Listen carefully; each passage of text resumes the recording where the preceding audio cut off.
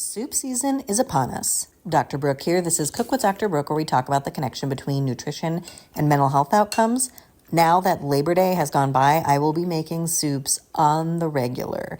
Here's one of the easiest ones that we keep on the rotation that is super tasty and comes together so fast. So I am not the inventor of this recipe.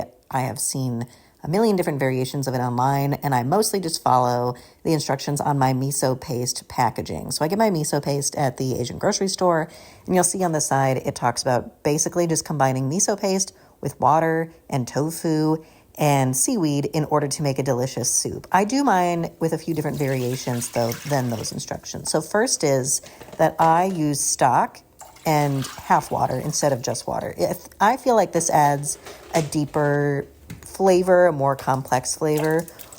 Once the stock starts to warm up, I add the cubed up tofu, and then I add the miso. Now, because there is salt in the stock, I add a little bit less miso than what the package calls for.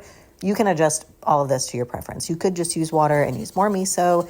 You could use more stock. I wouldn't skip the miso though. It adds a really unique flavor, and it also is a fermented food. So it's really good to be getting some of that in your diet when you can. And miso paste is a really fun way to do that. The miso paste that I buy, especially out of the fridge, is just like a little thick. So once you get it in the warm soup, you're going to just kind of whisk it around until it dissolves and breaks up and becomes more homogeneous with the rest of the soup liquids. Trying not to break up those tofu cubes as you go. You might ask, why don't you add the miso earlier and then the tofu after if you need to be so gentle, but you don't want to add the miso when it's too hot, because then that will stop all of the good bacteria processes.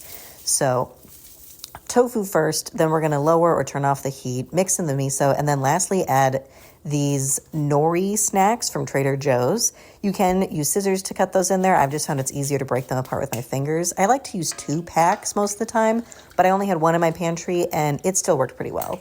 And ta-da, your soup is done.